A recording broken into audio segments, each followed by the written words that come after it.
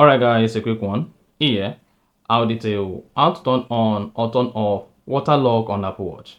So, if you have an Apple Watch, whether the Apple Watch Ultra or SE, and then you want to turn on or turn off water lock, maybe you are going to the pool or because of rain, then this is simply what you need to do.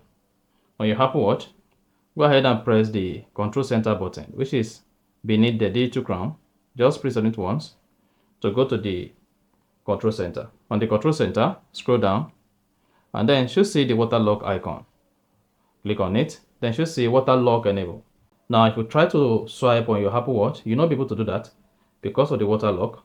Now to turn off the water lock, all you simply need to do is go ahead, press and hold crown to turn off water lock. Just press and hold the crown, then you should see unlocked ejecting water. So your Apple Watch is going to eject the water and then it's going to unlock the Apple Watch water lock. So that's exactly how to turn on and turn off water lock on Apple Watch.